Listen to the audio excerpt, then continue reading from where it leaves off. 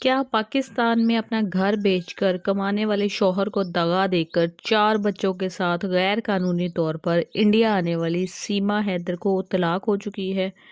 سیما حیدر کے شوہر حیدر نے ایک انڈین عدالت میں 19 دفعات پر مشتمل مقدمہ دائر کرتے ہوئے دعویٰ کیا ہے کہ ان دونوں کی اب تک طلاق نہیں ہوئی ہے اور سیما گھر سے بھاگ گئی ہے۔ میرے بچوں کو لے کر جب یہ میرے گھر پر ہوتی تھی تو پچھلے 4-5 سالوں سے مختلف لڑکوں کے ساتھ رابطے میں تھی۔ جب میں گھر پر کال کرتا تو فون ہمیشہ بزی ہوتا تھا، میں غصہ کرتا تو کہتی میری بہن کی کال تھی، فون بچوں کے پاس تھا وغیرہ۔ پھر بھی میں نے اس پر یقین کیا، پائی جوڑ کر اپنا گھر خرید کر اس کے نام پر کیا کہ چلو میرے بچوں کی ماں ہے، لیکن اس عورت نے وہ گھر بھی بیچ دیا اور اپنے یار سچن کے ساتھ بنگلہ دیش کے ہوٹلوں میں میرے بچوں کے سامنے رنگ رلیاں مناتی رہی، پھر بھاگ کر انڈیا چلے گی۔ غلام حیدر نے انڈین وکیل کے ذریعے جو مقدمہ کروایا ہے اس میں بے ایمانی، مجرمانہ سازش، بچوں کا اغوا، 2 برادریوں کے درمیان دشمنی پیدا کرنے،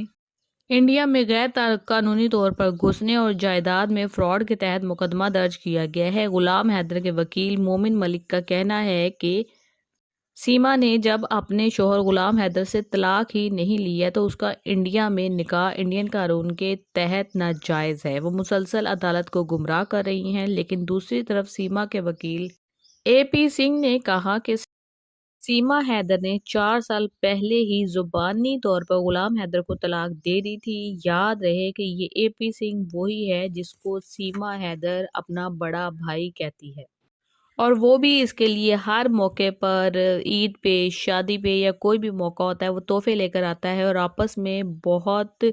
ہی زیادہ پیار دکھاتے ہیں۔ AP سنگھ کی تصویر سیما کے بیڈ روم میں لگی ہوئی ہے تاکہ وہ ہر وقت دیکھتی اور اپنی آنکھیں سیکتی رہے۔ ویسے سیما کا بیان بھی کسی لطیفے سے کم نہیں ہے کہ 4 سال پہلے زبانی طلاق دے دی تھی، باجی کے پاس طلاق نامہ ہے نہیں اور سرحدیں پھلانگتی پھر رہی ہے۔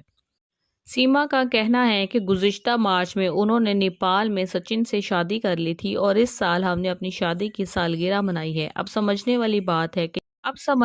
بات یہ ہے کہ 4 بچے سچن کے پیدا کرنے کے بعد سیما یہ نہ کہہ دے کہ میرا تو نکاح ہوا ہی نہیں تھا، بس میں نے اس کو منہ سے ہی اپنا پتی بولا تھا۔ غلام حیدر کے وکیل مومن ملک کا کہنا ہے کہ سیما نے اپنی درخواست ضمانت کی سماعت کے دوران بھی اپنے شوہر کا نام غلام حیدر بتایا تھا۔ تو اس کا واضح مطلب تو یہی ہوا نا کہ جیسے اس کے پاس غلام حیدر کے ساتھ طلاق کا کوئی ثبوت نہیں ہے، بالکل اسی طرح سے اس کے پاس سچن کے ساتھ نکاح کا بھی ثبوت موجود نہیں ہے، نہ ہی انڈیا کے اندر اس کو آج تک کوئی آئیڈینٹی مل پائی ہے۔ اب بھارتی وکلاء کا یہ کہنا ہے کہ غلام حیدر کا مقدمہ انڈین عدالتوں میں نہیں چلے گا کیونکہ سیما کی شادی پاکستان میں ایک پاکستانی شہری کے ساتھ ہوئی تھی اور پاکستان میں جو کچھ بھی ہوا اس پر انڈین عدالتوں کا دائرہ کار نہیں چلتا۔ پاکستانی یا انڈین شہری صرف اپنے ملکوں میں مقدمے درج کر سکتے ہیں، نہ کہ ایک دوسرے کے ملک میں۔ واضح رہے کہ سیما پچھلے سال مئی میں غیر قانونی طور پر نیپال کے ذریعے سے انڈیا میں داخل ہوئی تھی اور اس کے 4 بچے بھی اس کے ساتھ تھے۔ اس کے بعد دلی کے ساتھ ایک شہر ہے نوئیڈا جہاں پہ یہ سچن کے ساتھ رہ رہی ہے۔